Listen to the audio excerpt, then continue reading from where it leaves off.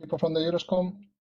Okay, so hi everybody and welcome to this webinar organized by the project SNS-JU. Today we are going to cover the topic 3PP standards and the SNS-JU impact on 3PP. My name is José Luis Almodóvar Chico. I am the 3PP SA1 chair, and actively I have collaborated with the SNS-JU project, and today I will be your host. So welcome and thank you for being here. Before we start, let's see if we can go to the next slide. Let me remind you the rules that normally we have in this kind of webinar. So first of all, as you see, the webinar is recorded. That is because afterwards it will be available together with the slides. Please, when you are not presenting or asking a question in the panel, I will go to that later, mute your microphone so we have an easy and smooth experience during the webinar. And at least, well, normally we use the chat box to ask questions. I will go through the agenda to explain you. We have two presentations where I would like to go through this method, but at the end we will have a round table with three of our speakers, which I will prefer that I think there is a raise hand tool. Let's try to raise your hand, and I would love that, or we were trying to really make this interactive, so I would love that you are the one asking your question directly to our participants, to our speakers. So in the introduction of the webinar, you already saw that standardization is of key importance for the European research projects, and in this context, 3GPP is one of the bodies on the standards bodies that SNS-JU has more outcomes and more impact. What we are going to try to do here is that we will present an overview of the standards and correct activities, but even more important, we also want to give you some experiences from people who have been handling standards or standards in project through their experiences and their success stories. So let me introduce you the agenda. First, we will open this webinar with Agustin Diaz, who will present us a presentation regarding the importance of the standards from a European point of view. He's representing the European Commission. So thank you, Agustin, for being here today. I will follow with a presentation where I will make a brief introduction of 3GPP, and I will give you an update of the status of the 6G work. And then we will go to the second part of these first two presentations. I will, or Agustin and me, we will try to give or to leave 5 minutes before going to the next presentations to see if there is one or two questions that we can address. Then I will go to the second part of the seminar, which we call best practices and success story, where we have three people that has been dealing with research project and the standard for a long time. So in this case, we'll have Mikko Uusitalo, who is the project leader of Hexa X2, of the flagship project Hexa X2 from Nokia, who will tell us more about his point of view and his experience as a project leader of such a big project, who has to handle also the standard impact.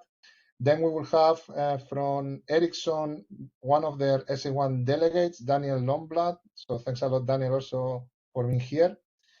And last but not least, from Nokia, we will have one of their SA2 delegates, Devaki Chandraumuli. I hope I say it right, Devaki, if not, my apologies. Who will again tell us a lot about their experiences on standards, on how to bring research contributions to standards.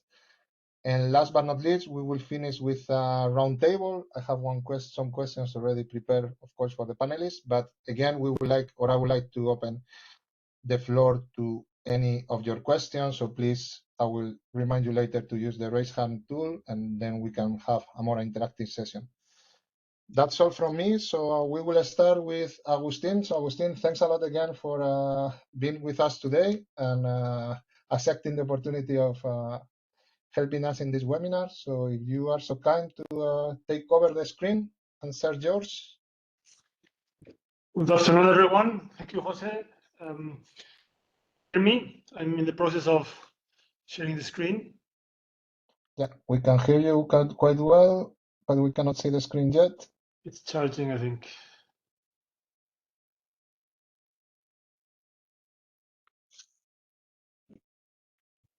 So always the problem of having a live event.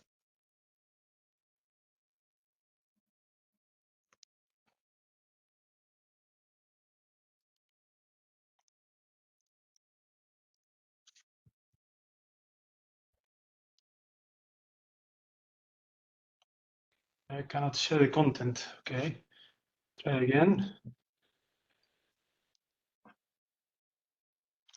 Okay, now I think it works. Now it's working. If you want to go to full mode. Yes, wait a second. Okay, can you see it better now? Yes, we are all yours, Agustin. Thank Very you. good, thank you. Thank you. Let me introduce myself. I'm Agustin Espines in DG Connect in the European Commission. Just for you, for those of you who don't know, we are the public side of the SNS joint undertaking, which is formed by the European Commission on one hand and the 6G Industry Association on the other hand. So represent the Commission at the SNS-JU. As you can see, also the name of our unit is Future Connectivity Systems. So we try to put in place the right policies to develop future connectivity for Europe. And this is a short snapshot of what SNS is doing and what 6G research and innovation is about in Europe as we see it. This is a long story, started with 5G, with a private-public partnership, 5G PPP, that went in 2021 to form SNS-JU, which has the mission of promoting 6G vision of research and innovation in 6G across the broader supply chain, and also accelerating 5G deployment in Europe with some strategic advice. As I said, it's a joint effort of the private and the public sector with 900 million of public funding to be matched by the industry for the period until 2027. This is a bit of the structure of SNS-JU and how of the governance. As I mentioned before, there are two members, the European Commission of the public side and the 6G Industry Association on the other one. But we also interact with the member states of the broader states representative group who provide advice and synergy with national 6G programs. Also, there's a stakeholder group with other stakeholders as well. And in some of the projects, we also try to enhance and to promote international cooperation, which, as you all know, for developing 6G standards is key. So we actually want to position ourselves as a center of international cooperation to develop global 6G standards going forward. This is a short map or phases of how we see the development of 6G together with the phases, the three phases of the SNS program. So we're now just in the middle of phase 2. This started with phase 1, taking over from 5G advanced project from the previous experience in 5G PPP. Taking it over to exploring the 6G concept, 6G requirements, and defining the concepts. Now in phase 2, we're trying to develop in the different streams of the work program the design of the system, going towards pre-standardization and pre-6G platform. As you all know, 6G standardization is, I would say, just starting. Please correct me if that's not the right term, but we're getting there. And then in the phase 3, which will start in 2027, it will be about deploying testing trials, pilots, having a full 6G system. I mapped this together in the bottom part of the slide with the releases of 3GPP. And as I said, that relies strongly of very strong cooperation and international collaboration for the development of those of the future 6G. That's, if you will, a different view of the previous one, where I wanted to emphasize the preparatory work or the parallel work that's taking place in parallel to 3GPP or ETSI or work in other SDOs. That's about work with industry associations, the different ones also in sectors that are not only related to telecoms, be it electronics, AI, and others. And here we map together, as you see, the 3GPP calendar, the timeline with the ITU, and the work of SNS-JU towards the deployment of a 6G system. So there's, as I said, a lot of work that is necessary to work with industrial stakeholders, sectoral associations for automotive, media and other sectors, and also work in other SDOs and other standards organizations, not only 3GPP and ETSI, which are our main focus, but others such as IETF, Oran Alliance, and others. And especially in the context where we see 6G going broader and having different technologies that were not traditionally there, such as semiconductors or AI included in the ecosystem. And here with this slide, I would try to convey, that's actually the goal of this presentation, how we see the impact of the work of SNS-JU into standards, on standards, and also on broader competitiveness and socioeconomic progress in Europe and more broadly. We're here at the left-hand side of the slide in research and innovation. That's taking, the challenge now is to take this research to standards.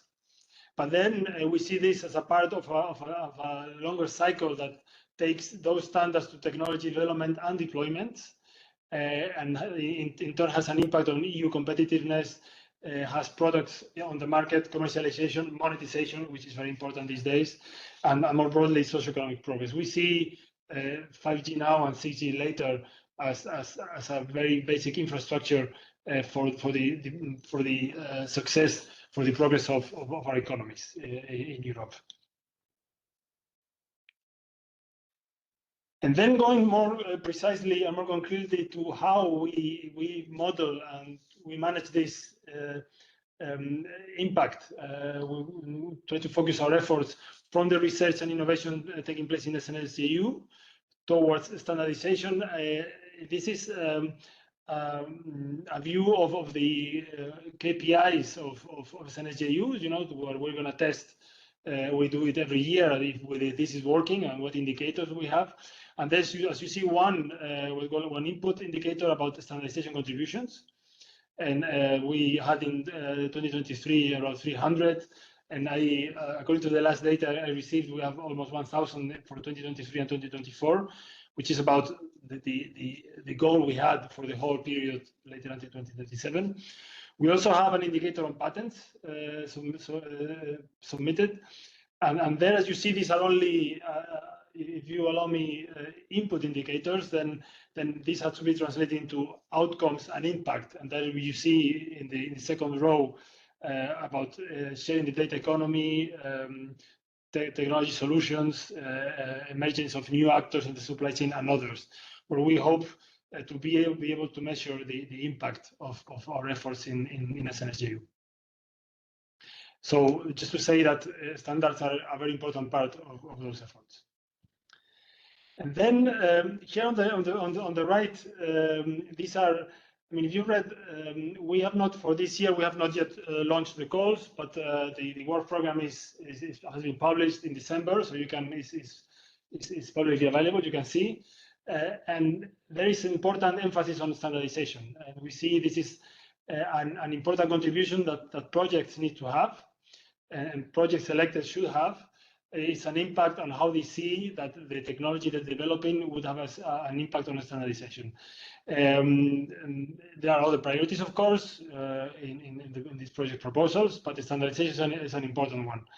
And here on the right, you see several ways that the standardization, you can have an impact on standardization, validation of KPIs, progress on KPIs, implementation of work items flowing study items, and preparation of the longer term phases of 6G and standardization. So this is really ingrained in our approach. And we assess projects when they bid for the funding based on the contribution to the standards as well. This is the final slide. This is just some examples of the targeted SDOs by the 35 call one projects. It's only call one. There are already 3 calls and a very close call 4 this year. But this is, the targeted standard bodies of these projects. So as you can see, 3GPP is there, but there are also others, ITU, IATF, and other open source contributions. So this is how an example of what has been targeted in call 1 of SNS-JU. And then finally, just to mention also that at SNS-JU, we have a policy working group where we'll discuss further broader policy issues. Those can change depending of the time. But one of them is standardization. And there's a group formed, and some of those participating today are part of this. 3GPP and ETSI are also part of that group, with industry, with the public, the commission side as well, where we try to discuss how to streamline the priorities and to maximize support in standardization for topics related to 6G, and in a nutshell, how to maximize the impact of our efforts into standardization. So of course, this also discuss broader trends, but that is the group where we discuss how to improve the impact on standards going forward. With that, that was my last slide. So I'm open to your questions. Thank you very much. Okay, thanks a lot, Agustin. I think there is a question. Well, there was more a comment on the chat. Is there any questions for Agustin at this moment?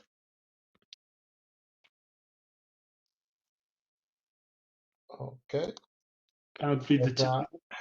Agustin, once more, thanks a lot for being here today and for your help. And I think it's really clear for us now how important the European Commission considers standards and the impacts on it. So thanks a lot for being here and for speaking on this event. Thank you, Agustin. Thank you. Okay, then we will go to our next presentation. That will be me, which I would like to, let me see if I can, I hope that you can see, yeah, it seems that you can see my slides. Once more, the SNS-ICE project asked me to give an introduction of 3PP. I will try to be brief. So people who are familiar with 3PP, my apologies. Maybe you will already see things that you know by heart by now. But I will try to go through some concepts that I think will be important for people who may be not that familiar with 3PP, with our way of working. And I hope you leave this webinar with a bit more knowledge on that sense. And then I will give you a status of the 6G work that we are doing in the partnership up to March 2025. As you see, I've divided the slides on that order.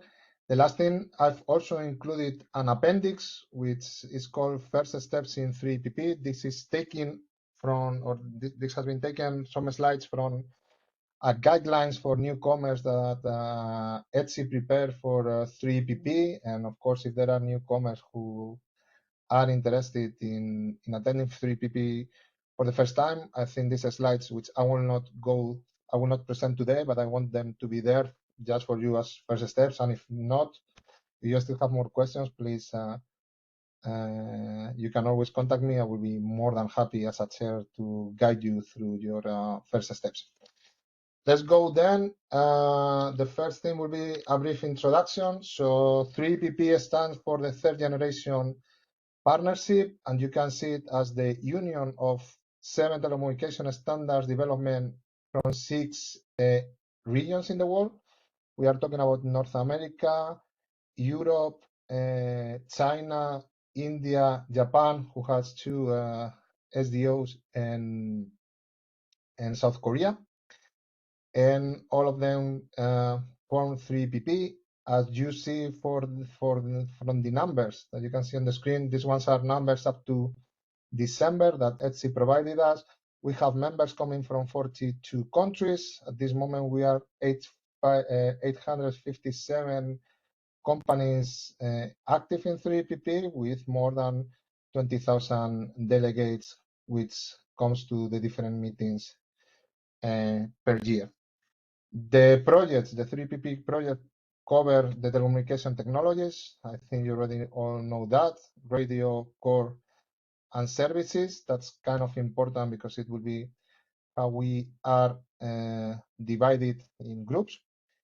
And last but not least, I don't want to create any polemic, but actually 3PP developed the specifications, not per se the standards. The standards are developed or are produced by our organizational partners, by ATIS, by ETSI in the case of Europe, and the rest, which what they do is to get all the specifications that we send from 3PP. Basically, they change the cover page and put the logo and check that everything is correct, and then they are published as standards in the different regions. If we go a bit of how we are organized, I talk about radio, core, and system aspects. That exactly is the different areas of work that you will find in 3PP. Each of these areas have a group that rule or that really is the responsible of that area, which we call plenaries, the TSG groups, in that we have one for RAN, another for CT, and another for SA. And under these plenaries, under these TSG groups, you could find the working groups where the contribution, the work, most of the technical contributions are discussed. And all these groups has different focus. If you go to RAN, the division of the groups goes through the layers, as you see with RAN 1 working on the physical layer, RAN 2 for layer 2 and 3, and RAN 4, for example, for performances, etc. If you go, for example, to SA, you will see that instead of talking to layer, we talk about different aspects of the system. So you will have SA1 that Daniel will present a bit later, focus on services, SA2 focus on security, and so on with others. Sorry, SA3 focus on security, SA2 in architecture, and more with other. These groups meet between 4 and 6 times per year, unless we have special meetings. So this will be for me the introduction. I would like to give you 3 fundamental, or this is a bit personal, what I consider 3 fundamental principles of 3PP. One is that we are a member-driven and consensus-driven organization. Let's see what that means. The other is that we work with releases, which you may have heard the name, but maybe you are not completely aware of what it is. The last one will be the stages, because every release has 3 stages. So if I go through the first, the member-driven and consensus-driven, we are a member-driven organization. So all the specifications, all the discussions, all the studies, everything discussed in 3PP is because our members, the companies that you represent or that you work for, bring this as contributions to 3PP.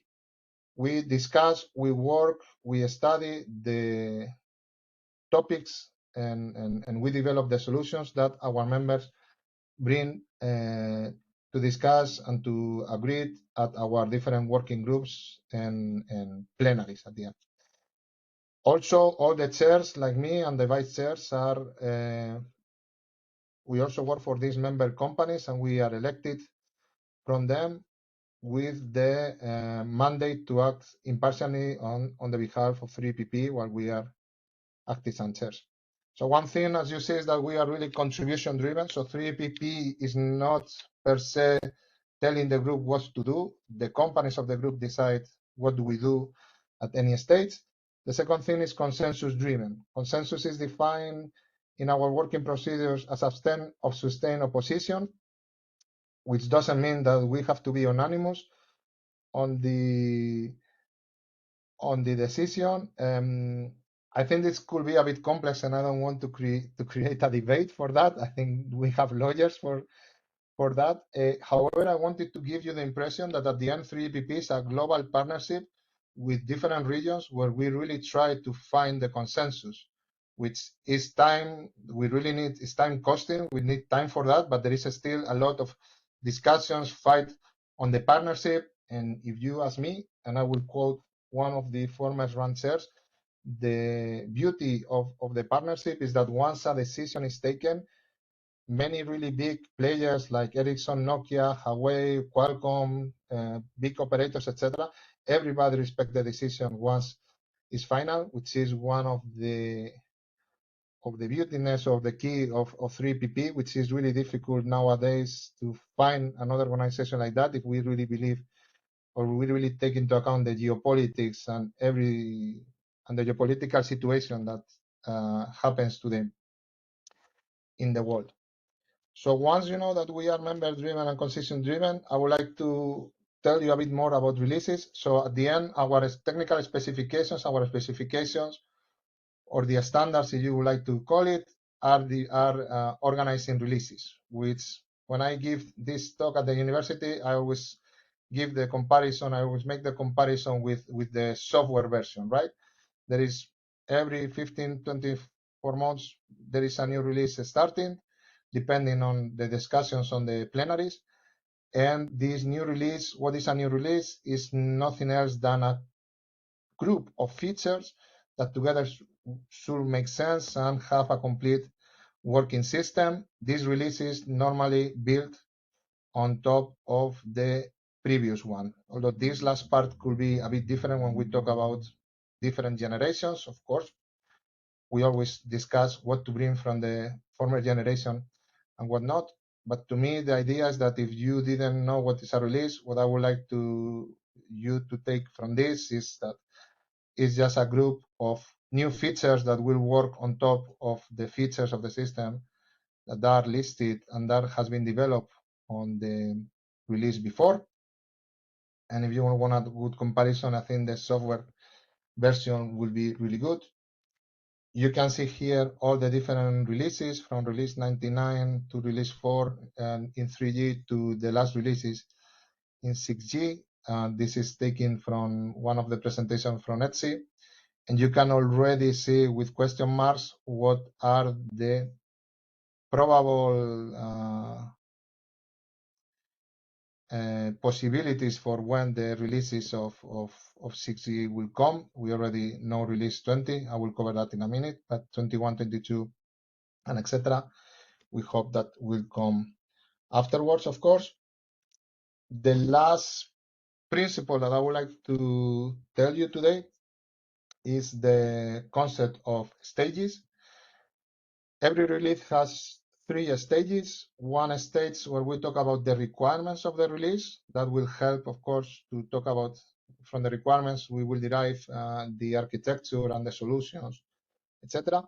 The second stage will be the architectural work of the release. And the last one will be all the details about protocol, signaling, and really low-level details that the features need to have in order for them to be able to function, right?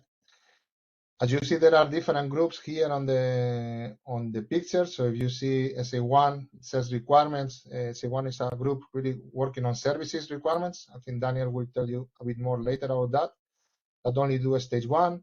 You will see in a stage 2 groups like SA2, SA3, SA4, and then CT doing stage 3. Run, you will see that it do all the stages. This image again I got it from the newcomers presentation that Etsy prepares and give all the time. I think it's really good to explain 2 things, that we work on stages, and also you see this waterfall system that we have, where groups from stage 1 give the requirements or send the requirements to the other stages. that those group, according to again what the companies on that group decides, will take some of them, most of them, or a few of them into account in order to do their work. So that is what we call the waterfall model. However, this picture is really simplistic. Actually, the reality is not really like that. We have, for example, groups like SH2 that do a bit of stage 1 because they also do architectural requirements and the stage 2. We have other groups like SA3 that in security, they do a bit of a stage 1, but they do a lot in a stage 2 and a stage 3. So the reality is a bit more complex.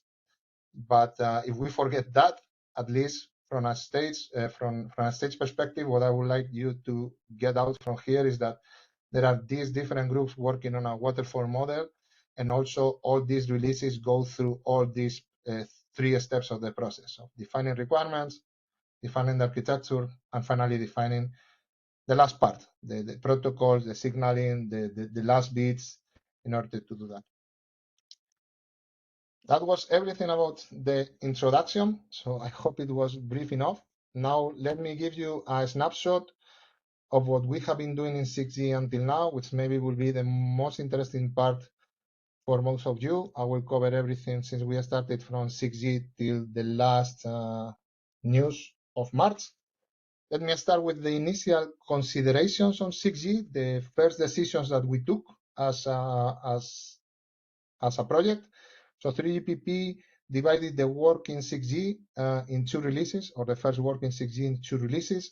The aim is that all 6G studies will be in release 20, which most of the groups of stage 1 and stage 2 are already working in release 20. And we will leave the normative work for release 21.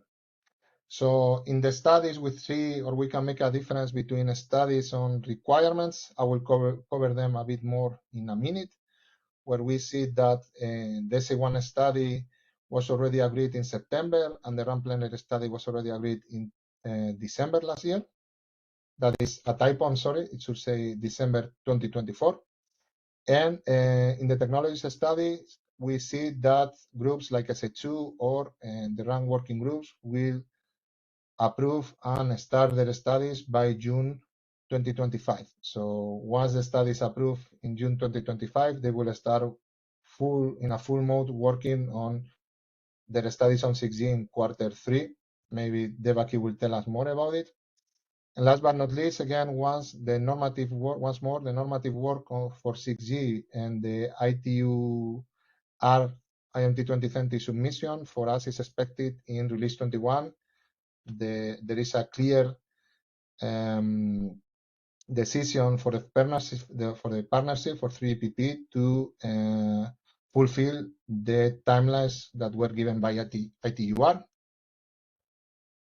This is normally the timelines that you can find if you really attend 3GPP, or if you are familiar with the 3GPP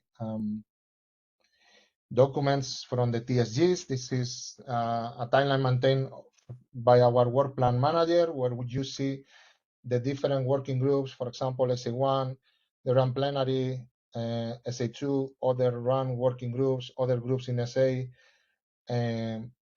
what is going on from them. Some of these starting dates are indicative. For example, we have not discussed when groups like SA3 or SA4 or 5 will start their studies in 6G. So all of this is indicative, but these are really good snapshot of where we are today. And as we see, we are here where the red line. So I would like to explain you a bit now what we have done until this red line, because there were some important milestones, and then I will cover a bit the next steps. So the first steps, or the first milestone that we had, 3GPP has held 2 workshops. The first workshop on stage 1 IMT 2030 use cases, and last 2 weeks ago, actually, the big TSG workshop on 6G. And currently there are 2 ongoing studies on 3GPP regarding 6G. One is the study of requirements in SA1 of service requirements, and the other one is the study on 6G's 6G scenarios and run requirements performed by the run plenary. And let me go through all of them, starting with the workshop of IMT 2030. So last May 2024, we, for the first time, 3PP created a workshop where they invited external organizations, and they were the only one presenting. So no member, no company from 3PP was presenting on that workshop, only external organizations. We invited the different global regional research organizations and our market representation partners, which, for example, are GSMA, NGMN, 5EAA, 5EACA, that you all may know. And the objective was that before we started our work in SA1, which was the first group that took the lead on 6G in 3EPP, to understand, to be aware, to really have a debate about the work that has been done in research worldwide, or the opinions that our market represented, our MRPs, market representation partners, have about the next steps. This workshop was held in Rotterdam. We have more than 240 delegates attending face-to-face, and more than 350 in remote. And let me go a bit more deep on this, because SNSIs, I would like to make a bit more of, or put more focus on the European contribution to this workshop, because of course, as 3GPP, we could not, it was difficult food to address in Europe. We decided that the best idea was to address 6G SNS to englobe all the European vision. And we told them, or we asked them, please, can you give us this input? Can you give us a view of use cases and priorities from a European level? That was quite some, or a big challenge for them. This work was given to SNSIs that, together with other projects like the flagship Hexa X2, which work on use cases, was used as a baseline, start working and formulated a European view. But not only those two projects, but many projects on the first phase of FNS, like 6G NTM, CSON, TrialsNet, also give their input to this contribution towards the workshop. And the SNSIs not only address the SNS-JU projects, but as you all know, there are many national initiatives in different countries that are running on 6G, and they were all addressed, and we had input from some of them, like the German one, the Italian one, Dutch one, and French one. So I think this was a great milestone, because for the first time, Europe presented a unique view on where was or our view on use cases and some of the priorities that we would like to see in 6G. For sure, the presentation will be not perfect or completed, but it was a great first step on collaboration between projects and different research organizations. You will see some of the use cases presented, and if you want to know more, I think in the slide, in 2 slides before this, you will have the link to that European presentation. Once I cover the first workshop, let me cover the rest. So the second workshop, as I told you, happened 2 weeks ago in Korea. This was our big workshop, the workshop that really bring the start of 6G on most of the groups on 3EPP. We had more than 850 delegates face-to-face, and so many more online. This was, if the first workshop was, or we were trying to get the external view from external parties from 3EPP about 6G, this workshop was for the members of 3EPP, for our companies to have the opportunity to share their visions and discuss design principles on the radio and the core side, or their priorities also, and their priorities in 6G. As you see, I also put the link here where you can find all the documents. And as you see from the agenda, we have sessions where we talk about 6G as a whole, talking about the overall vision and the priorities. And then we divide it, of course, to talk more about the radio part or the architectural aspects. Let me go through the two studies that we are running in 3PP quite fast for you to know what it's about and where to find all the information. The first one will be the SA1 study, the stage 1 on use cases and service requirements. You will find all the agreed documents, all the agreed technical report in 22.7.870. You have there the link. We have two rapporteurs, one coming from China Mobile and another coming from T-Mobile USA, which you can see the kind of collaboration worldwide that we have in 3PP, and this is a really good example in a difficult geopolitical moment. The target completion will be March next year, in 2026, and the seed, which is a stage for the study item description, will give you a lot more details, for example, on the objectives, where you will see that we base our work first on the IMT 2030 usage scenarios, because we didn't want to start from zero. But as you see on the right, where I gave you the clauses that you will be able to find on that technical report, which gives you an idea of the different areas that are now discussed in SA1. We went a bit further with talking about system operational aspects, where we talk, of course, about migration, interworking. We talk about simplification maybe of networks, energy efficiency, and many security and many other topics.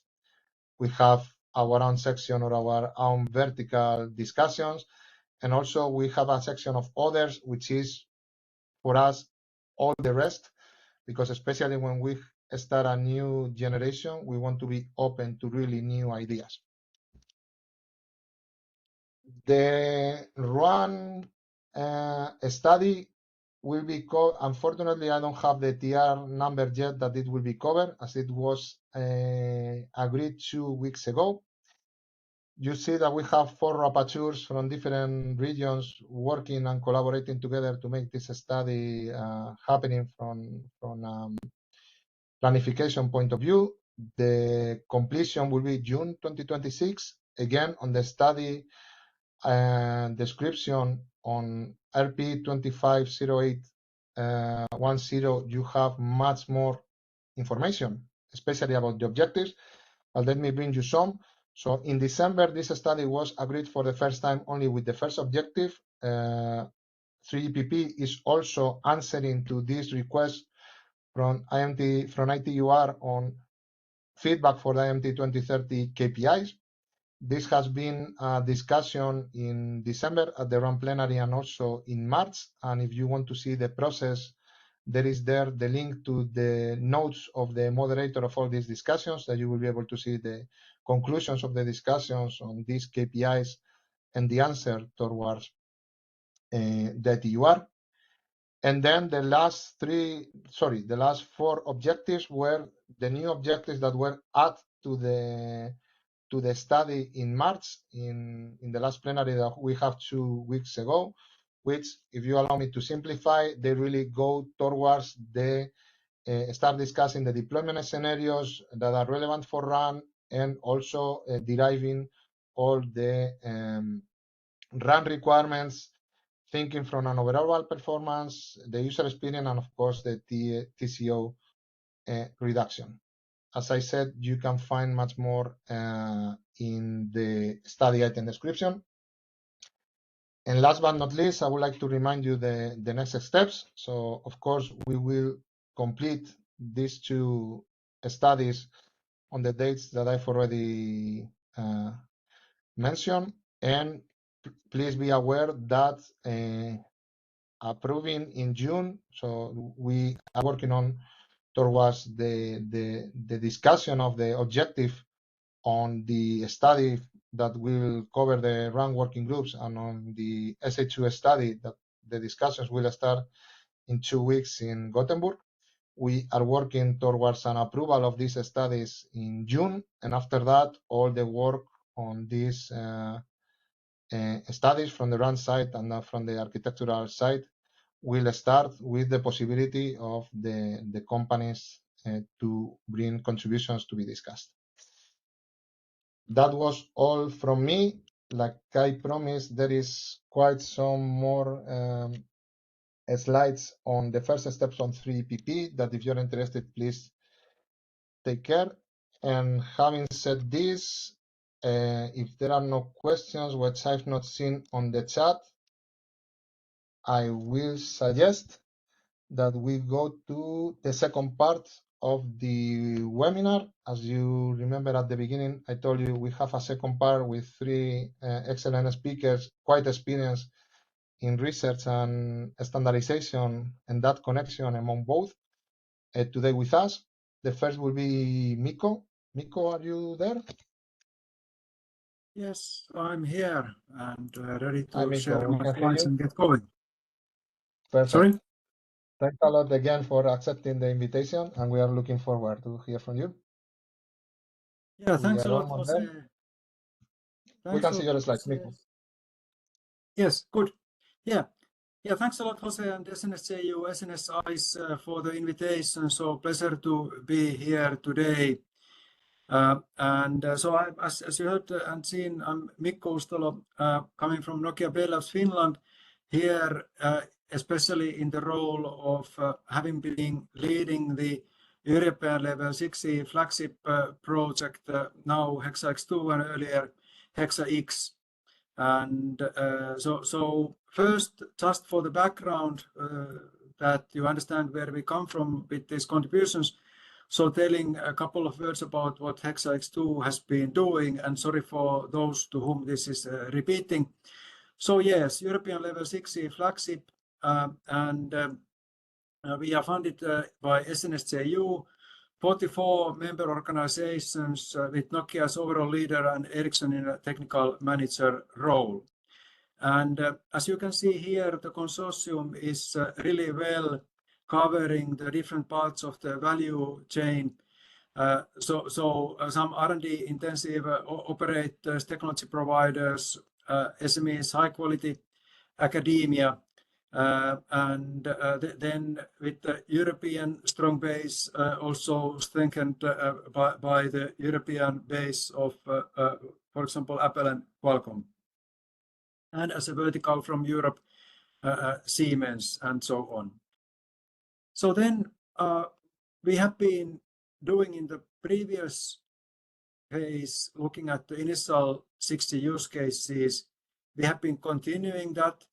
And also Jose was referring to this work or in the previous presentation. Then of course we have been developing the technologies to answer the demand from the use cases. And then in the second phase of HexaX2, the big thing overall has been this building the system blueprint, the end-to-end system view, doing some prioritization, what really should be part of 6G from our point of view. So doing some pre-standardization work and interacting in this and in these other parts a lot with other projects, other entities, also certainly outside of Europe. And then if looking at the relation of this innovation, the research side and standardization, regulation, and looking at this kind of a new cellular generation 6G. So in the very beginning, there is typically academic research, very soon followed by industrial research. And then relatively soon, then players get together into bigger consortia with in this early phase, it's like a joint activity to create momentum for the new generation. And this we did with the HexaX activity funded by the earlier framework in Europe. And in Europe especially, there is history of this type of work coming together, creating momentum, creating joint understanding why new generation would be needed, what might be the essential technologies for it, and doing initial studies on those at this pre-standardization and quite much pre-competitive phase. Of course, then the nearer we get to the implementation of the 6G, which is expected to be at the end of the decade, then the more like competitive the kind of setup becomes. And then here like the timing of the impact is of course quite important. So then when representing European views and as European type of action, most likely being globally the most influential group working on this pre-competitive phase, so we had a quite mature approach with the use cases last year when there was a possibility to have a joint European contribution around those towards 3GPP. And then now we are already coming to closer of the project. So HexaX2 is running until end of June this year. And now then the momentum is moving to standardization.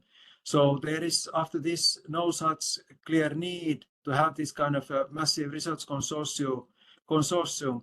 Of course, there is plenty of good topics to carry out additional research for 6G, but not in this kind of way to create a joint pre-standardization approach from where then hopefully the standardization can get a really good starting point.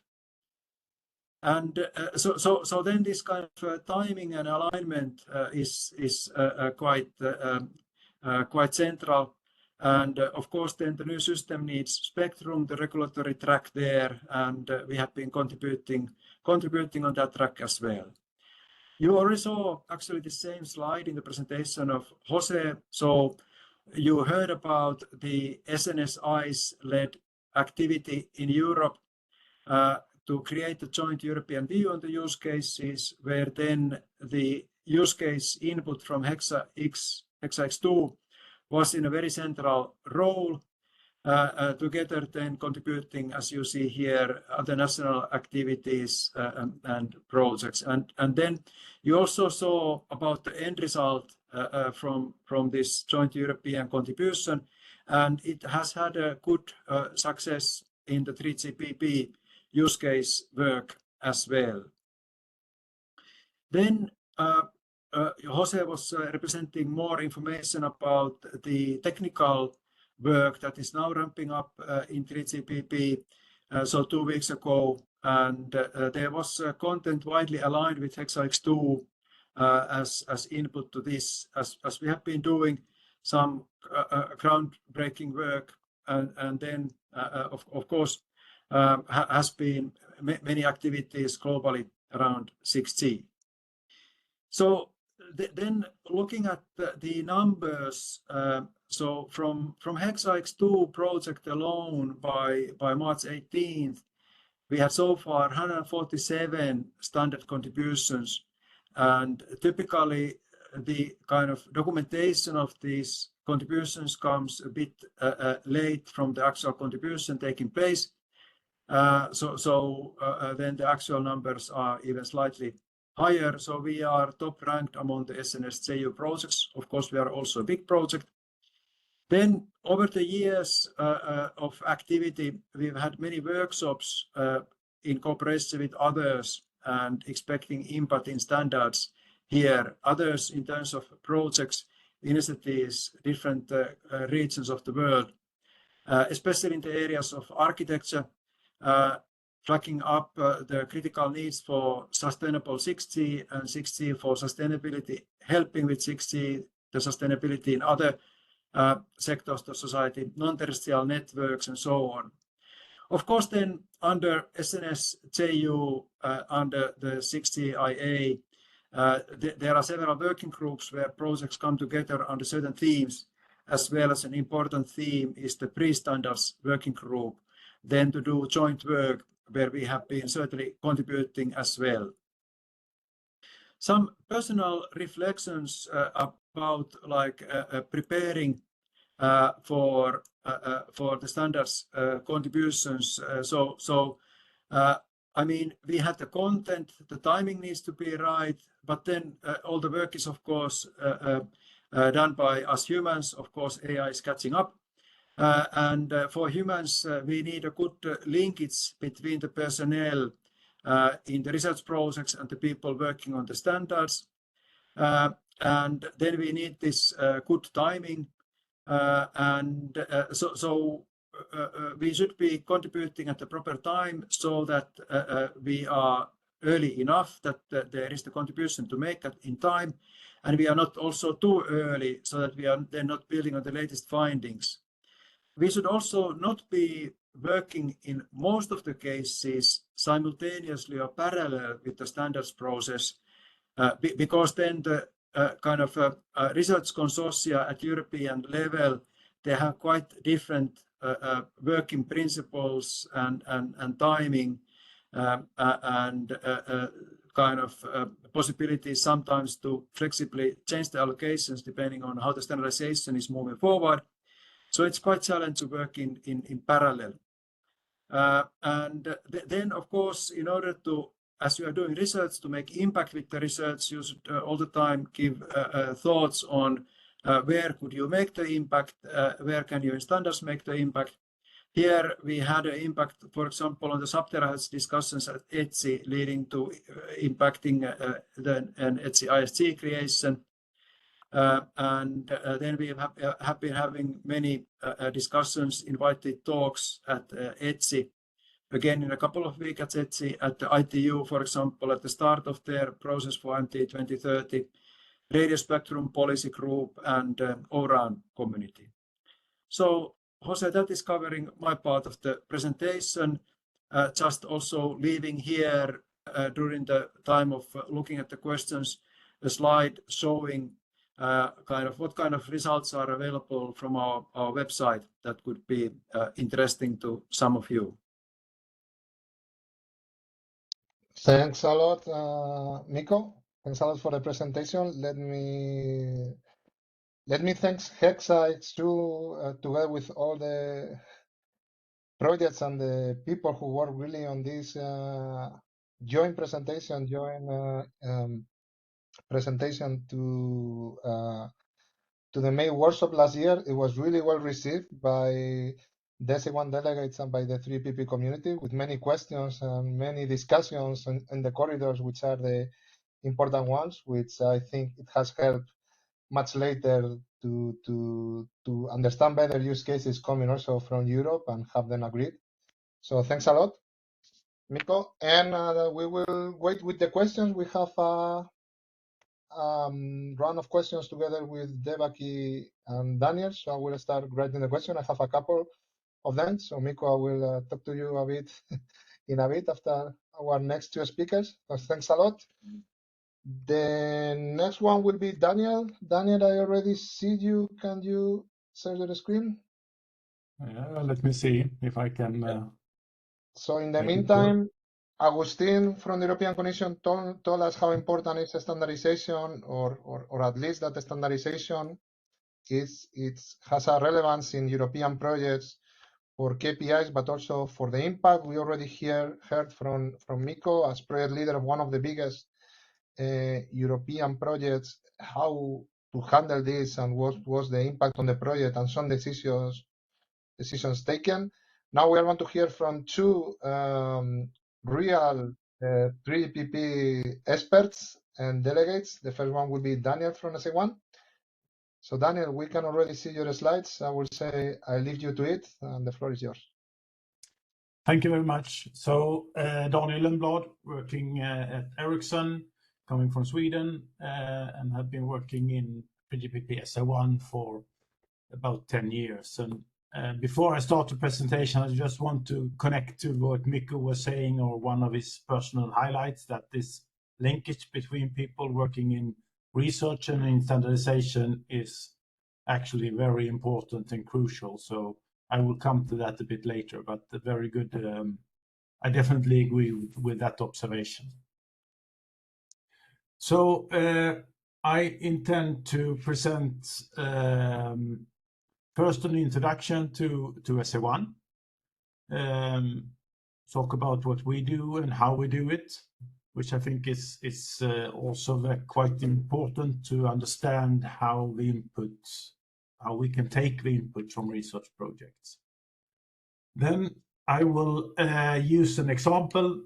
It's a use case coming from HEXA-X2 that I from Ericsson are trying to get approved in as a use case and requirements in SE1.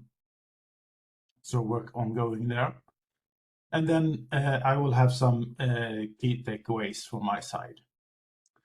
So if we then start with the introduction of SA1, I think you have seen almost this picture. So it's the same picture as Jose was showing. So having the different TSGs, RON, CT, and SA, and SA1 is the one that dealing with service requirement, and that is the one I will talk about. So what are we doing in SA1 then? So we are creating the service requirements, and those are often derived from use cases, but that doesn't mean that the use case itself will be the outcome. It's the requirement that is the outcome. So we are, from an SA1 perspective, we are focusing on new services and enhancing existing services. We are always one release ahead. I think you saw that Jose had the waterfall model where we have stage 1 and then stage 2 and stage 3. So from a stage 1 perspective, we are one release ahead, making the stage 1 requirement to be ready for the stage 2 and stage 3 to then pick them up later on. SA1 is appointed as an entry point for verticals, which means that we are seeing, and I think it was probably since release 14, so I would guess 2013 or something like that, where the first verticals start to come. I think it was mission critical that starts to come to SA1. So, and we have since that have a couple of verticals coming, and one important thing that we then do from an SA1 perspective is that we are taking their ways of describing problems, their ways of describing requirements, and make them into 3GPP language. So there will be an easier way to then translate that into what it means for the 3GPP network, but also how to reuse requirements across verticals, because they can be similar even though they are described in a completely different way. And then I think we also have a sort of a service requirement for the whole network, and traditionally it has been a lot of operator requirements, operator services, and now also moving in with a service requirements from verticals. So how is SA1 then doing when they are working? So in principle, we have a study. We start with a study and a technical report where we are identifying service requirement via agreed use cases. So we agree use cases and derive service requirements out of that. Typically enablers and KPIs, that is the kind of requirement that we typically get. Then out of that we do consolidation. And consolidation means here is really the step where we disconnect the use cases from the requirements from the use cases, you can say. So we are consolidating the requirement, we are making them more general, we are seeing if there is overlap between different use cases, then we ensure that we are writing one requirement that covers both use cases or the requirements for both use cases. So here is really where we sort of lose the connection with the use case as such. And then obviously this is also about, so typically it's to get a use case agreed, it's quite simple to get the requirements agreed in a consolidated state. It's a bit tougher because there's high requirements on that they are consistent and so on. And then as a final step, you could say, we are then doing the requirements in a technical specification, and then we are doing that as within, call it a work item. So the study item is typically the big part of what we're doing, where we study the things, and then the work item is a smaller part where we sort of make the technical specification, and that is actually what then is sent to the other groups. So nothing else.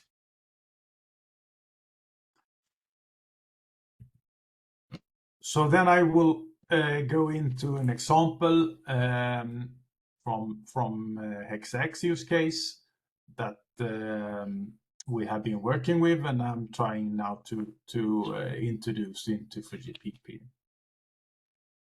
So that one of the use case groups, I should say, is this physical awareness, where you build on beyond communication, really. So it is communication, but it's also positioning, it's sensing, it's a possibility to make services that can work in a lot of different locations, where you have either you could have self-driving cars, for instance, or intersections that you manage intersections, or it could be managing drone traffic or something else. And here, of course, also things like compute and AI can come into play to make this service, to enable this service. So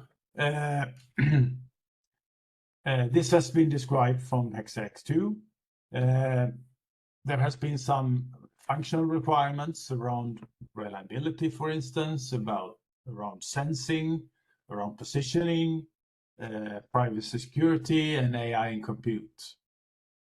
But also then some KPIs that this has been agreed in the HexX-2 group when it comes to what kind of resolution do you need in positioning, for instance, what kind of resolution do you need in sensing, and what kind of reliability, for instance, and availability, and so on. So this is something that comes from HexX-2. And with this picture, I try to show the sort of a way moving from HexX-2 to the input contribution that we have in SA1. So to the left side, you see all the different parts. So it's like you have problem statements, you have why it should be in 6G, you have sustainability analysis, you have example service, you have scenarios, deployment aspects, requirements, and KPIs. When we then move this into SA1, we have, in principle, we have a use case, we have a template. There is a description, which can be quite long, by the way. So some of these parts, like key values, for instance, we have introduced here. So we can do some work in sort of moving same information further. And then we have some service flow. So one example, service flow, and then existing requirements. Here is very important. We always need to sort of identify what existing requirements we have and what new requirements that this use case is bringing. So then the last part is the new requirements, and that is sort of to this is what will be the essence of the use case and what will be important in the end. So coming from the HexX use case, this is the part from the potential new requirements that we have as a proposal and are under discussion in SA1. And you can see here that we have broken it down in communication part, in the spatial data part with location and with sensing. And this should be fulfilled simultaneously. And here is sort of one of the issues that I think we have when we are contributing this use case, because it is if we only look at the neighbors as they are in principle possible to do already with 5G, except for the sensing part. But SA1 has actually already both done a study and a technical specification on sensing. So we did that for release 19. It will be taken out of release 19 because there was no stage 2 work done, but it is up for play or up for discussion for release 20. So whether it will be in the end will be sensing in 5G Advanced or in 6G, we don't know yet. But so again, the problem I have had with this use case is that many of these parts are already existing, even though it's not existing as the service that is described. So some of the takeaways then. Again, thank you very much for doing work in research, which is extremely important to have something to standardize. I think it's very good. And specifically then for this D1.2 or whatever it's called from XX, which SA1 is then using. I think Deviaki will soon talk about other parts of the work that you have done. The way that we are using it, we're actually using it, the sort of XX or research project like XX, I should say, is used both as input then, as I have described here, but is also used as motivation for the work. So if we, when we do new use cases, we typically need to have some kind of motivation. Why do we need to have this? Then it's very good to have a research project saying that, well, this is agreed here, this is documented here, we believe this is a valid use case. And it's actually not only the HexX companies that are using the HexX report as a reference. We have also seen other companies outside using this as a reference, which is, I think, very good. One other thing, it's alignment between companies is extremely important, and co-sourcing of the contributions can actually make difference. So we need to ensure that we have the sort of same understanding of the HexX companies, of the companies that are working, are actually behind this as well, and think that these are good use cases. And also, I mean, both from a co-sourcing point of view, but also in the meeting itself. So I think it's very important that it's sort of known what ways of working we are doing in it, and it's different in different groups. And I think Deviaki will talk quite soon about how it's done in SA2. I have tried to explain how it's done in SA1 from an SA1 perspective. I think the gap analysis is very important, as I have mentioned, to understand what is new and what is already existing. And then again, new enablers and KPIs are the important ones from an SA1 perspective. And by that, I'm done. Okay, so thanks a lot, Daniel. Thanks to you, we could see a real example of a use case that you are working on getting in the study of 3PP, and of course, HexX2 is only one example of other European projects which are making impact and bringing use cases to SA1. Now we have covered the part of the use cases. So like Daniel told you, SA1 is the service group, or the group that works more on the service. Our next speaker, Devaki, she comes from one, I hope you allow me to say like this, Devaki, toughest groups maybe in 3PP, together with some run groups to make decisions. Devaki is a Nokia delegate in SH2, which takes care of the architecture. Devaki, thanks a lot, like all the rest, for being here. And I leave you to it. Would you like me to share then your slide? Please, thank you, Jose, and honor to be here, and thank you to for the opportunity to present to you all. Give me just 1 second. I think I'm almost there. Yep. Okay, you Can tell see me the and I will slides. do it. You All can yours. now. Yeah.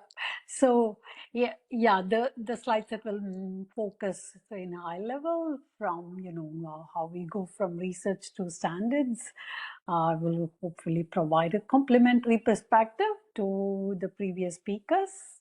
So now if we go to the subsequent slide. Yeah, so from research to standards,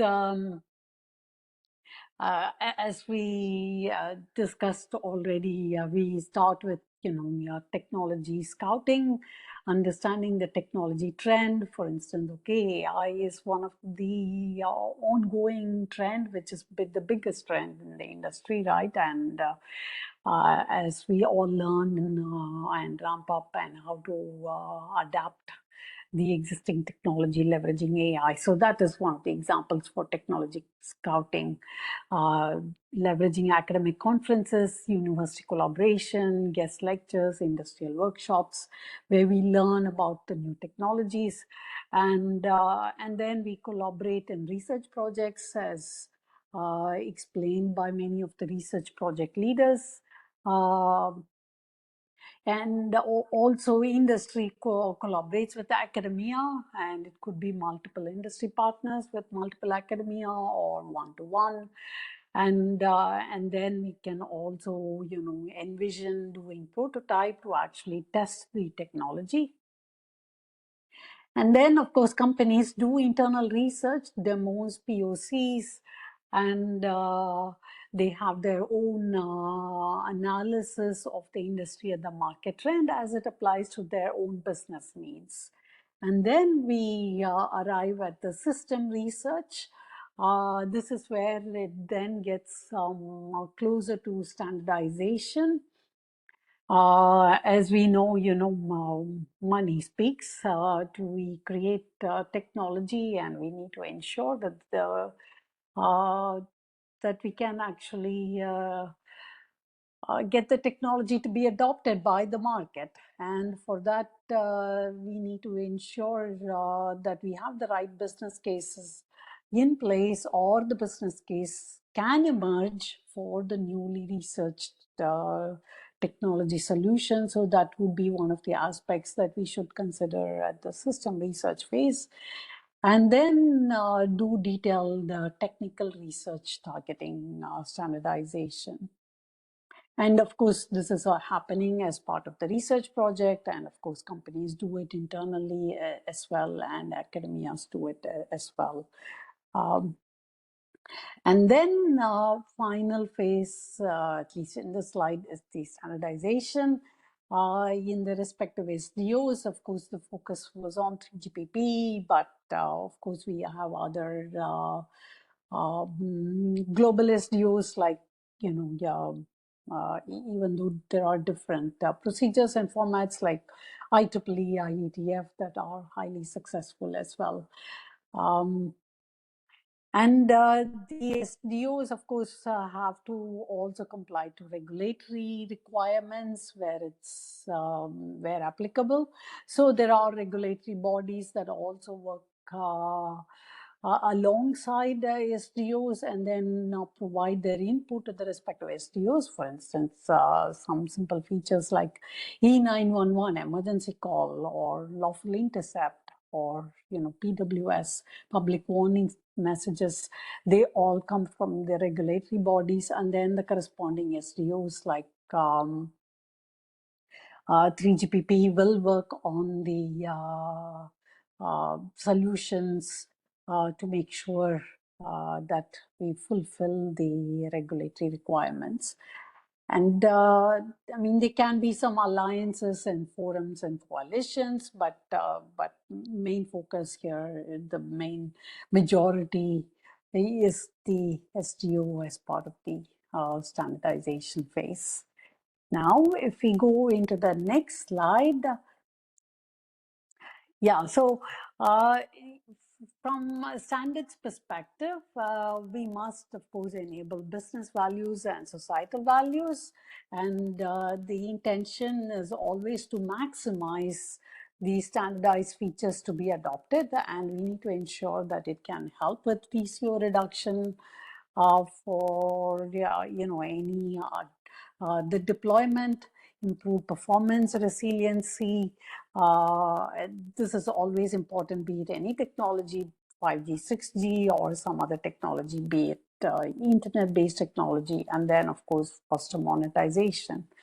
As said, money speaks, and the more successful the technology is from the business standpoint, the more innovative ideas we can bring in also from the research standpoint. So they go hand in hand. And of course, we also need to be responsible citizens. So we need to ensure that it's environmentally sustainable, secure, privacy protected and trusted, and of course also enable digital inclusion for the technology that is being designed. And this applies to these guiding principles can apply to the research phase and also the standards phase. Now, if we go into the next slide, a bit more into what 3GPP SA2 does, and which is what I'm representing today. So here, this is basically the summary of the terms of reference. As Jose nicely explained, the structure, each working group has its own terms of reference, so that the work split between different working groups are crystal clear and there is no overlap in the work.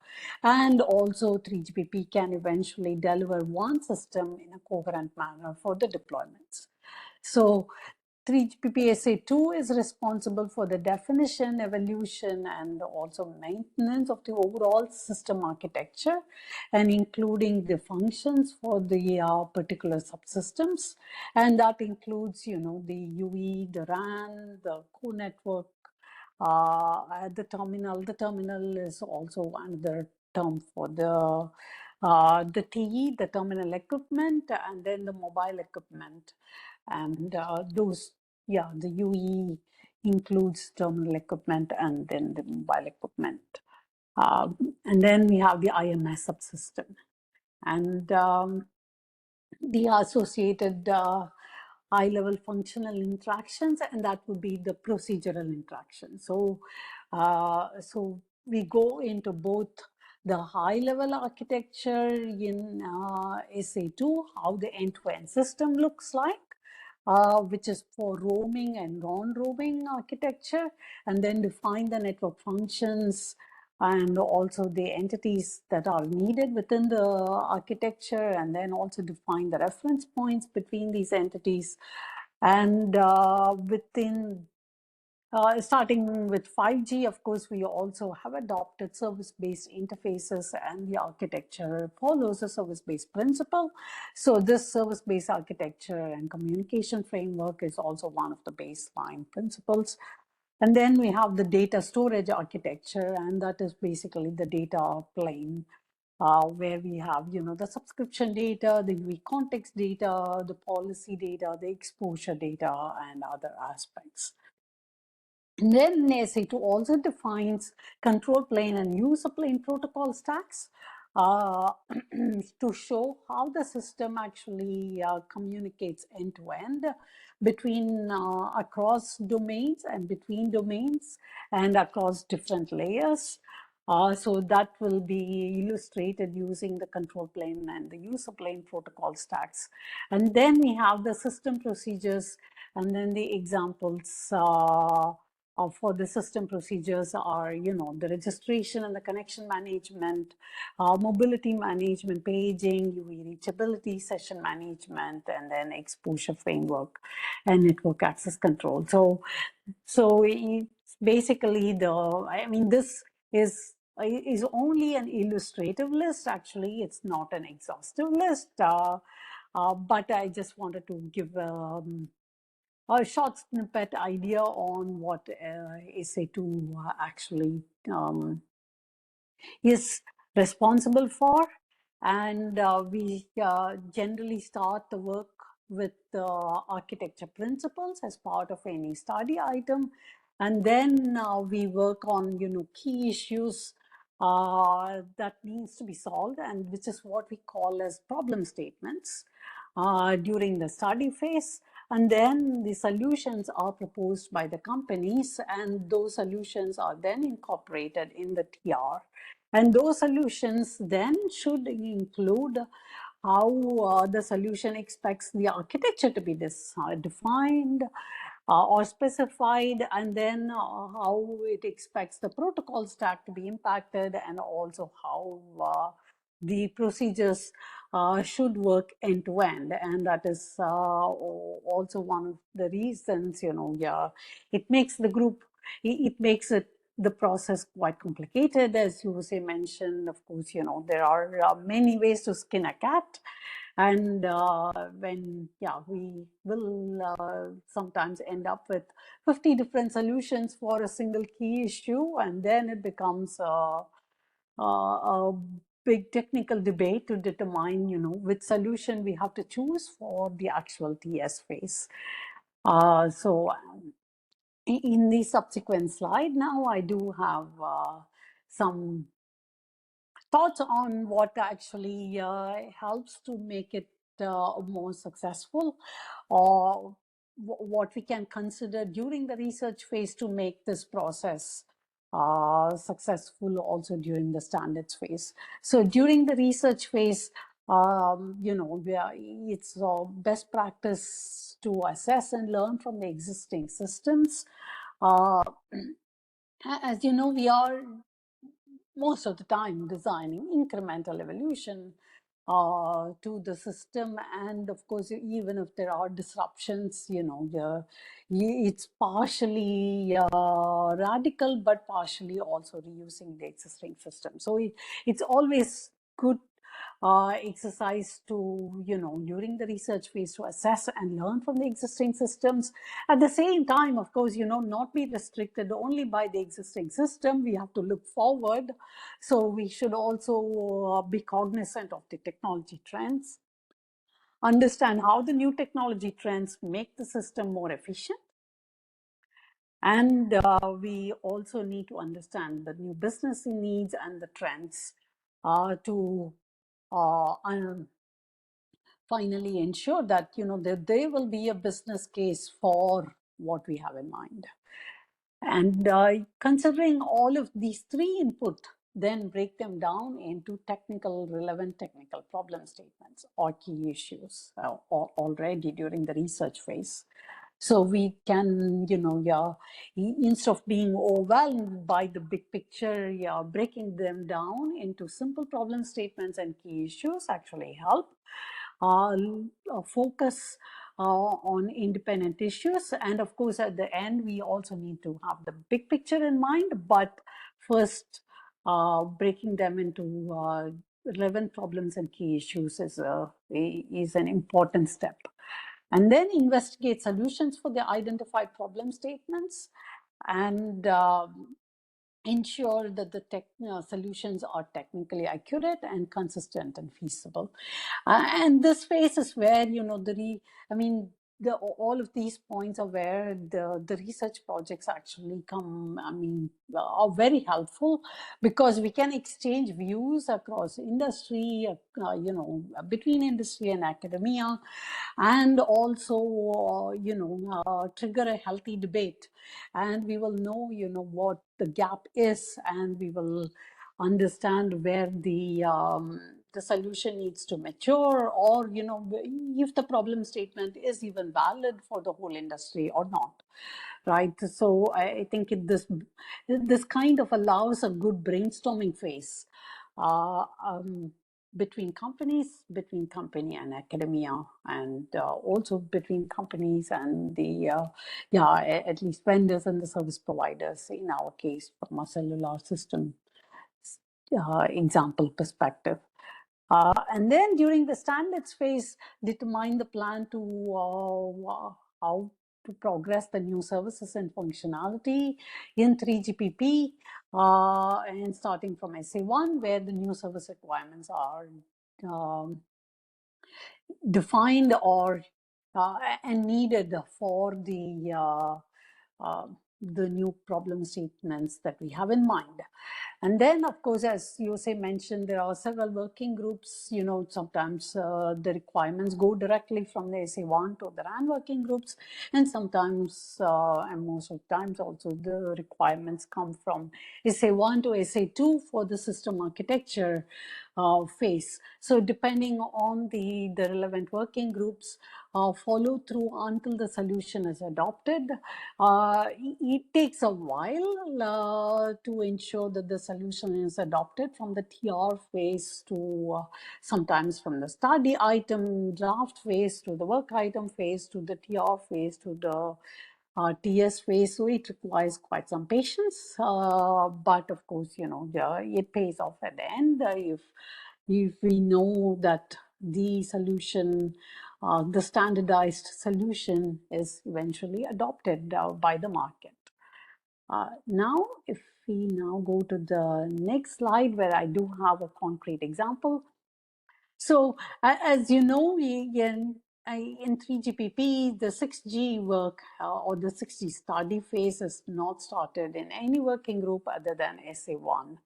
So that's why I actually took a 5G example as a concrete example for the 5G, where we started from a research project to the 3GPP study phase to the 3GPP normative work phase. So one of the examples, the example here is basically introduction of RRC inactive state within the UE.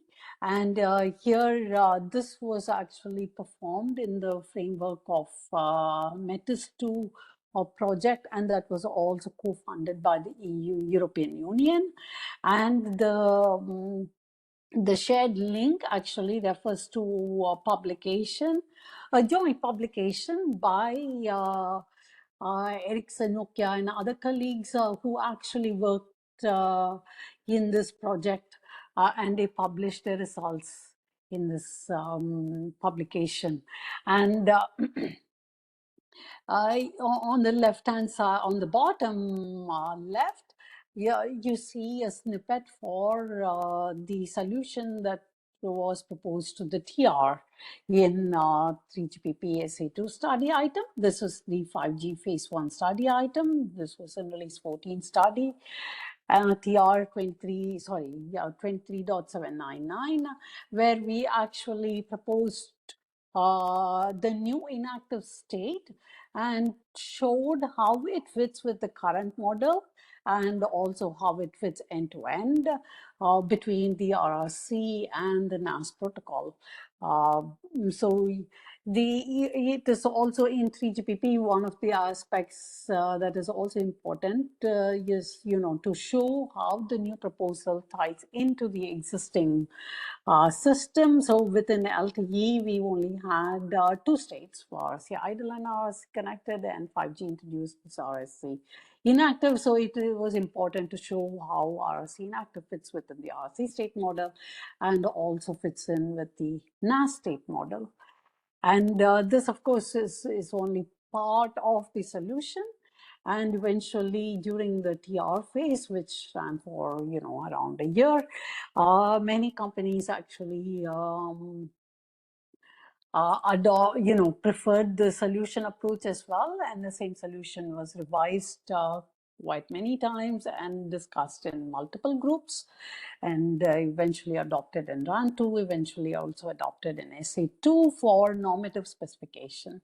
So now on the right hand side, it shows basically the 5G system architecture specification 23501, and this is the main stage 2 specification where we have the 5G system architecture specified and also the principles, and also it also shows what is done and how it is done.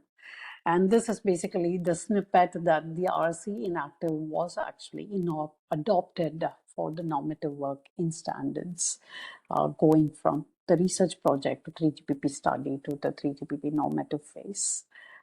Now, if we now go to the next slide, so here I just wanted to conclude with why standards is basically important. If we want to go fast, we go alone, and if we want to go far, we go together. So collaboration is extremely key, and standards is like the shared vision for a better world. And these quotes, are from IEC, ITU, and ISO that they actually released on the World Standards Day, that it is important to consider, standards is defined also as a responsible citizen to ensure clean energy education and for the world to stay safe. And also we need to ensure that the standards remains as a shared vision, and that is fairer and also more sustainable. Yeah, that concludes my presentation for now, and happy to take part in the Q&A. Thank you. Hey, thanks a lot, Devaki. I will say also together with research. Thanks a lot. So I will ask Daniel and Miko to join us also for the Q&A. Thank you to the three of you for your presentations once more. As you see, these are the real people who has to face with 3PP, with the standards, with the European projects who wants to make big impact every day. So do not hesitate to ask your questions. Please raise your hand. There was a couple of questions in the chat, and I will start with them, and maybe they can help me to, or the people who wrote them, they can help me to formulate them right if I don't. I will start with one from Konstantin. Devaki, Daniel, I think this is quite a lot for you. He's asking, in my rephrasing, how standardization keep up with the real needs from the market? Any insight from you? Yeah, maybe I start then. It's of course interesting to compare with what we in standardization call over the top and applications and so on. And I think from that perspective, I think it's hard, and it's also seen that from an operator services point of view, we have the services that we have since long time, so messaging and voice. I think if what we are trying to achieve is the way to sort of is further lower down. So we need to make the fundamentals for these services to work, and that's where standard is fitting in, and that is taking longer time. And I mean, I think if you compare to Wi-Fi, for instance, that is another standard organization we are doing in basically in the same pace, if I put it like that. So the standard is needed as a foundation to be able to then build over the top services on top of that. Does it make sense? I think so. Devaki, anything from you? Yes, definitely. Yeah, it's a good question. I mean, that's $1 million question that we always, need to take into account to make sure that the standards actually meet the market needs. And how do we ensure that, right? I mean, we have to ensure that in multiple ways. If it is the first release, going forward for 6G, then it is good to understand the yearly market needs or the market movers, and also understand the requirements, the foundational requirements that would come for the major deployments, and accordingly prioritize those as part of the standards development process. And we have a phase called, at least for the stage 2, and also many RAN groups, we have a process called prioritization process to determine, what are the features that fit closer to the market needs. And that is one way we try our best to ensure that we meet the market needs. And then there is also one other way that happens on an ongoing basis for existing deployments.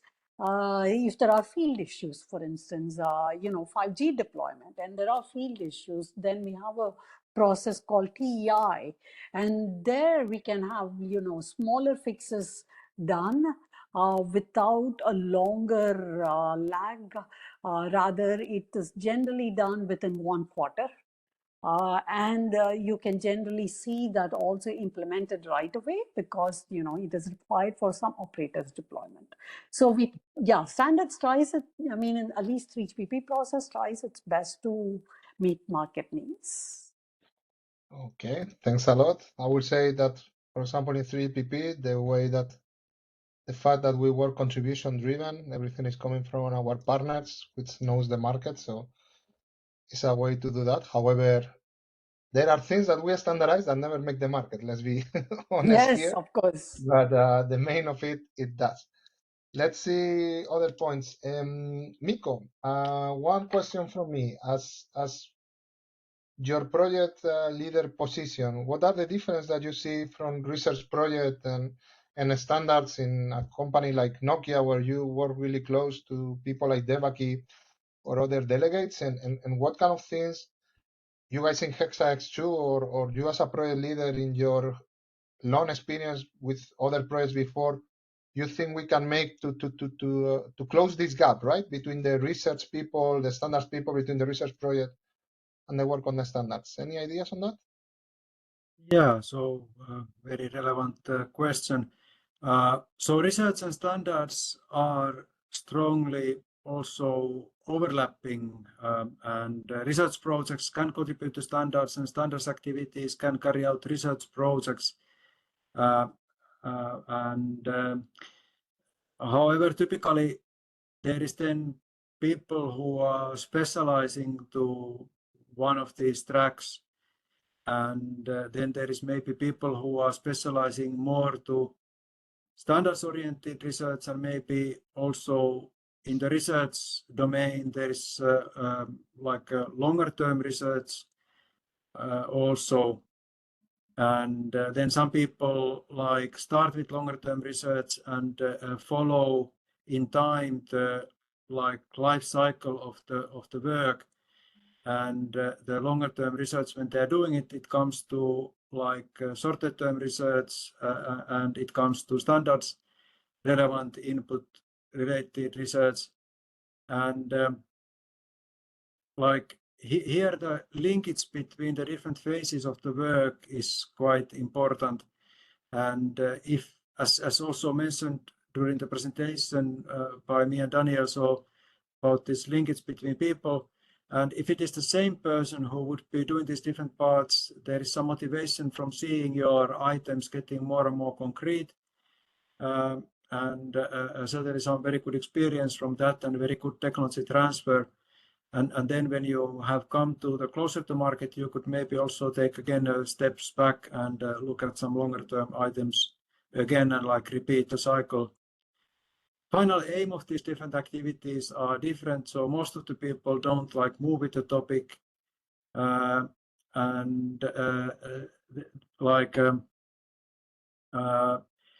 maybe the more typical part is that there is some people then carrying out the research, and there it's important for them to understand why are they carrying out the research, and only at early stages have some ideas that how might it end up into standards, and have this interaction. If you are not yourself going to the standards, so at least having then interaction with the people who do that. Okay. Yep. Thanks a lot. Any other taking? Daniel, Devaki? Yeah, so I guess it's important because the research need to work on its own in some way, and that I think that's what you refer to the long-term research, because it's important that they are not sort of dragged in too much in what is possible to do now and so on. So they need to be more free when they're doing research to be able to get these new things.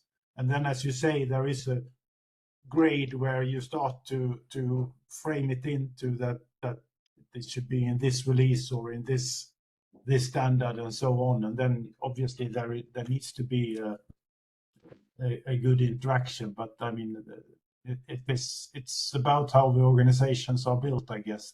That's and how it works between people, obviously, that you need to bridge this part. Okay, let me ask something more, and I would like to hear from Mikko and also from one of you. And there was a question about how to, was from Aruna. I'm going to reformulate it a bit. Please, Aruna, help me here if you if you think I'm not doing a good job. What about, for example, in how do you decide which standardization body to reach, or within a standardization body, which group? For example, when you are on a project, Mikko, how do you guys, because at the end, sometimes researchers are far from 3GPP, from a standard. How is that process of understanding where this will fit better? Is it something that you already did before, or? For maybe some parts, there was quite early understanding because it was relatively clear, but then also from this freedom of research that Daniel was highlighting, so yes, it is important that this longer term research is thinking from a open and empty table point of view, looking at that what might be possible, what might we want to reach, and then when the topics start getting to that concreteness level that it would be relevant to get them to standards, one should then interact with the people who are then the experts in standards and try to understand that is now the right time to work on this topic in standards, or otherwise from this expected technology maturity path, technology readiness level. So what would be the right time? And then with the discussion interaction, try to understand that what would be the opportunities. Certainly then more experienced researchers, they already quite much know what kind of alternatives there are, and then the interaction with the standards people would more be like more like fine-tuning that how does it fit here. But yeah, the time and right location, and then even in some cases it can also happen that research comes up with some topics for which there is not yet a proper place in the standardization, and then like a more thorough process with the standards organizations and people is needed to like create the opportunity. Okay. Let me reformulate a bit for the standard guys. So Devaki, Daniel, let's start with you, Devaki. So I'm seeing questions about what a proposal for run security, where to find templates, what is the right group. You guys are really experts in the standards, but what would be your advice to, or if you were in the position of not knowing, what would be your advice to these people who are maybe not that experienced with 3GPP on how to identify which group and that way of working? First, Devaki, and maybe Daniel. So I give you a bit of time, Daniel, to think about this. Devaki, what would be your first tips to a person who really think that they have something relevant, but they don't know where in 3GPP to get it? Good question. Yeah, the RAN. Yeah, I mean, this concrete example on RAN security. Yeah, for sure. I think it's thankfully, the answer is quite easy. It can be done in SA3, right? And how does one actually find this? I mean, in some cases, it's quite straightforward. As you showed in your slides, you say we can actually find the different groups and the org structure in 3GPP and high-level TOR is actually explained in the 3GPP website. So in some cases, of course, it is quite straightforward to do the mapping, right?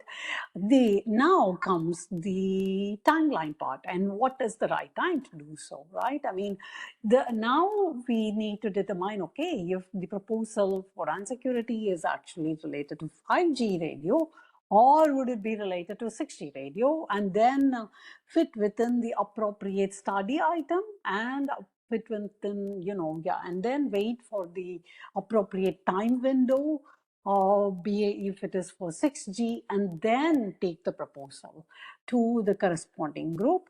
And even for 6G, some groups have not even started, and that is where the timeline comes into play. We need to wait for the actual study item discussions to happen. So let's say if there is an example, there is a feature, and it's not crystal clear, and there's always a gray area of features. For instance, new technology trends like AI, ML, we are still figuring things out in 3GPP, to be honest, on how we solve certain problems that are cross-domain, right? And it's okay to actually start in a certain group, even if we don't get it right. And, it's at the end, it's a group of people, and we have to, even in standards, we can learn from each other. So, and there will be help that is offered in the respective groups. The paper could be noted depending on which group it is, but there will be but there can be offline discussions that happen with the experts in the group, and they can help provide guidance on where which group would be the appropriate one to start with, and what would be the timeline, and constructive feedback will always be provided. So I think, and there are always these newcomers workshops as well. So let me add, when Devaki said TOR, she means the terms of reference, which is kind of the description of the group that will tell you what the group focus. Thanks, Devaki. Anything short, Daniel? I would like to go to the next question. Anything to add? Yeah, I don't know. Good luck, maybe. I mean, in all honesty, it is not easy. I mean, depending on what kind of feature it is. If it is more like a service or like something, service, then it would be easy to sort of appoint towards SA1. But then you need to realize that to be able to get it done, you actually need to follow it through the complete model. So it's not, you're not done when you have the requirements in as part of requirements in SA1. You need to follow that through in the other group. So so I mean, it's not like it's extremely easy, but yeah. And I think one thing that we will all agree is that sometimes it's not a one meeting work. It will require several interactions or several meetings to have something agreed. Okay, let's go more like Mikko, you were talking about, so I'm going to try to get you on also into this because I think people will be interested. You were talking about the when is the right time for standardization, etc. You were talking about, of course, in companies like Nokia, on in research with these big companies where we have researchers or connected to standards people that can really fit the timelines, etc. It's really, or it's makes the work easier. Are there any other resource? You were talking about a pre-standardization working group. If in 5JA there is other resources that you think work package leaders and research groups can do to really understand when is the right moment to get something to the standard? Sorry, I'm not fully sure what you mean with these other resources. So, for example, is there? Do you think, for example, the information from 3PP that we give it's enough, or you really think you really need to depend on or there are, for example, the pre-standardization group of 6GIA is really helping on that. How what other sources of information you guys use to get that? Is now more clear? Yes. So I think that the ideal thing is that you can interact with people who are then very much specialized in the standardization process. And in the people interaction, then you can iterate that what do you really want and what does the standardization really need. And then if one is not oneself a specialist in the standardization, there certainly is on 3GPP lots of public material available, and then one can start going through that and gradually becoming oneself also then a special expert in that domain. And I think that from the big picture, presentations and orientations from sessions like this give you good hints, but then there is to really implement what you really want to do. Certainly does take quite some more activity or interaction or other specialists. If this was the question you had. Yes. Thanks. So I will ask you a final question for short answers because we have to close at 4 Central European time.